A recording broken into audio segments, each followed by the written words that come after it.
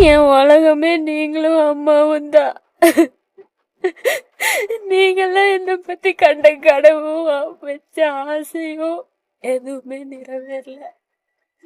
ஆனா என்னோட கடைசி மூச்சோட நம்பிக்கை நீங்க மட்டும்தான். ஆனா உங்களை ரொம்ப நான் நோகடிச்சிட்டேன். ரொம்ப என்னால நீங்க காயப்பட்டீங்கன்னு புரிஞ்சிருச்சு. உங்களால வாய்விட்டு சொல்லவும் முடியல.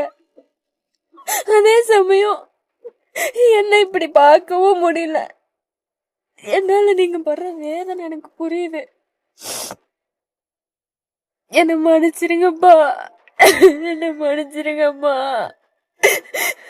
அவ்வளவுதான், முடிஞ்சு போச்சு எல்லாமே. நான் போறேன். அவங்க அப்பா அம்மா கவின் இவங்க எல்லாருமே பிளான் போட்டு தான் எனக்கு கல்யாணம் பண்ணியிருக்காங்க. அவங்க கொடுக்குற மென்டல் டார்ச்சர் என்னால் தாங்க முடியல. உடல் ரீதியாகவும் என்னால் அவங்க கூட உண்மையாலுமே இருக்க முடியல.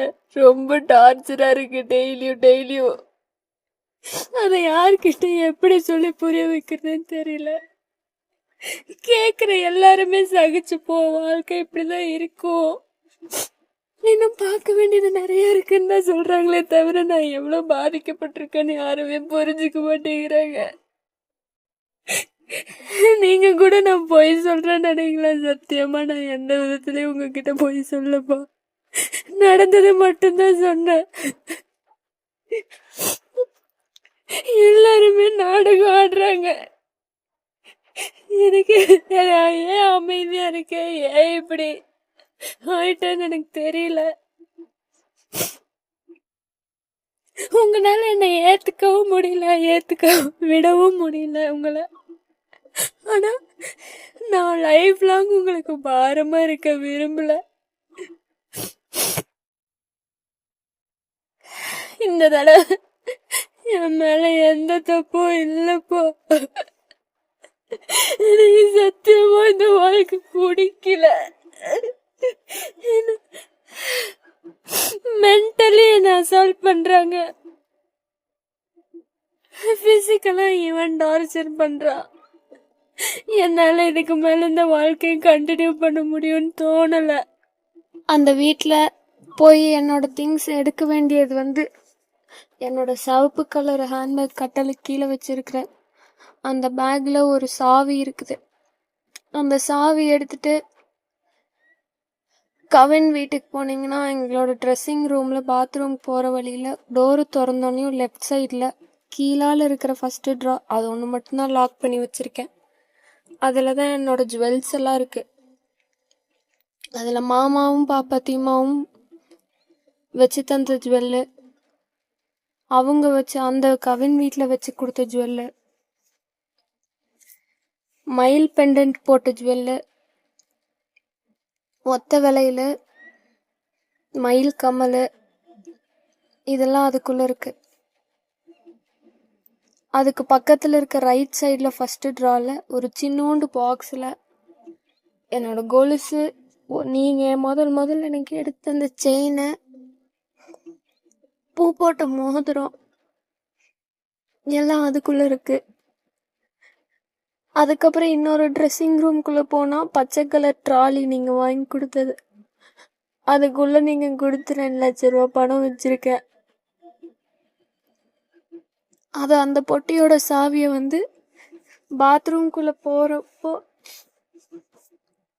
லெஃப்ட் சைட் ஃபர்ஸ்ட் ட்ரா கீழே ஒரு ஹேண்ட்பேக் வச்சிருக்கேன், ஜுவல் வச்ச ட்ராக்குள்ளேயே. அந்த ஹேண்ட்பேக்ல 2 பழைய ஃபோன் இருக்கும். அந்த பழைய ஃபோன் கூட ஒரு சாவி இருக்கும். அந்த சாவி வச்சுதான் திறக்கணும் அந்த பொட்டிய. வேற எதுவும் என்னோட அங்க இருக்கான்னு எனக்கு தெரியல.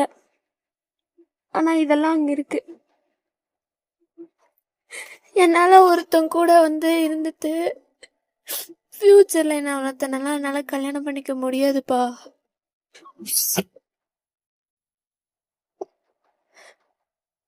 நீங்க எந்த தப்பும் பண்ணிரல. என்னை பெத்து நல்லபடியா வளர்த்து ஒரு ஆளாக்கணும்னு நினைச்சீங்க. ஆனா அது தப்பா போயிருச்சு. நான் உண்மையாதான் இருந்தேன். நல்ல வாழ்க்கை அமையும் நினைச்சேன். என் தலையெழுத்து இப்படிதான் அமையணும்னு இருக்கு. சரி, என் தலையெழுத்து என்னவோ அதானே நடக்கும். முடிஞ்சு போச்சு என் லைஃப். இத கண்டினியூ பண்றக்கோ இல்ல இத இப்போ முடிச்சாலும் இன்னொரு லைஃப் நாளைக்கு தேடுறக்கோ என் உடம்புலயும் தெம்பில்ல, என் மனசுலயும் தெம்பில்ல. எனக்கு வாழ்றக்கே பயமா இருக்கு. நான் கோழை ஆயிட்டேன். எதையும் ஃபேஸ் பண்ண முடியலனால நான் ரொம்ப கோழை ஆயிட்டேன். இத எப்படி சொல்றது? உங்களையும் நான் காயப்படுத்துறேன் அதிகமா. நான் லூஸ் ஆயிட்டேன். ஐம் சாரிப்பா. நான் என் லைஃப எண்ட் பண்ணிக்கிறேன். இதுக்கு மேல நான் வாழ விரும்பல சுத்தமாவே. என்ன மன்னிச்சிருங்க. என்ன பெத்ததுல இருந்து நீங்களும் அம்மாவும் பட்ட கஷ்டத்துக்கு அவமானத்துக்கு என்ன மன்னிச்சிருங்க.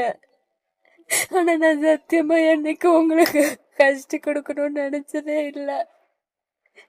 என் நேரம் ஏதோ ஒன்று ஆயிருது. இப்போ என்ன மன்னிச்சிருங்கப்பா, போதும். என்னால முடியல. நீங்க என் மேல கோவப்படுவீங்கன்னு தெரியும், என்ன வெறுத்துருவீங்கன்னு தெரியும், எல்லாமே தெரியும். காலம் பூரா உங்க கூடவே அவங்க அம்மா கூடவே உங்க கூட இருந்து உங்களையும் கஷ்டப்படுத்திட்டு வேதனைப்படுத்திட்டு என்னாலே நிம்மதியா இருக்க முடியாம ஊருக்காக என்னால ஒருத்தன் கூட என்னால இருக்க முடியாதுப்பா. இது என்னைக்கு என் தலையெழுத்துன்னு நான் நினைச்சுக்கிறேன். போதும், நான் முடிச்சுக்கிறேன் என் லைஃப. இந்த பஞ்சாயத்து, கோயிலுக்கு கூட்டிட்டு போறது, பஞ்சாங்கம் பாக்குறது, இதனால என்னைக்குமே ஒரு பிரச்சனை சால்வ் ஆகாதுங்கிறது ரொம்ப தெளிவா தெரிஞ்சுக்கிட்டேன். ஐம் சாரிப்பா. எனக்கு உண்மையாலுமே வாழ பிடிக்கல. எனக்கு எந்தவித ஹோப்புமே இல்லை. நான் யாரையுமே கஷ்டப்படுத்தணும்னு இது வரைக்கும் சத்தியமா நினைச்சதே இல்லை. ஏன் இப்படி ஆகுதுன்னு எனக்கு புரியல. நான் போறேன்ப்பா. இதுக்கு மேலேயும் இருந்து எந்த விதத்திலயும் உங்களை கஷ்டப்படுத்த விரும்பல. நான் உங்களுக்கு பிறந்ததே முதல்ல தப்பு. மன்னிச்சிருங்க. சாரி. ஐம் சாரிப்பா. இந்த தடவை நான் யாரும் என்னை காப்பாத்தணும்னு நினைக்கலப்பா. எல்லா தடவையும் நம்ம லைஃப் மாறும் அப்படின்னு தான் நினைச்சிருக்கேன். ஆனா இந்த தடவை என் லைஃப் எப்பவுமே மாறாதுங்கிறது உண்மையை புரிஞ்சுக்கிட்டேன்.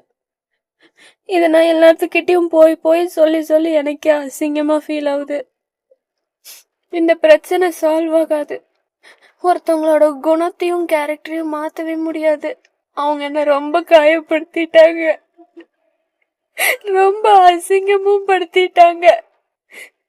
போதும், அந்த மாதிரி ஒரு குடும்பத்துல வாழ்ந்து குப்பை கொட்டுறக்கு. முடிச்சுக்கலாம். ஏன் நீ உன் வாழ்க்கை நீ ஏன் முடிச்சுக்கிற? முட்டாளா நீ உங்களுக்கு தோணலாம். எனக்கு அவ்வளவு தெம்பெல்லாம் இல்லப்பா. அவ்வளவு தைரியமான பொண்ணெல்லாம் கிடையாது. தைரியமா இருக்கிற மாதிரி காமிச்சுக்கிட்டேன்.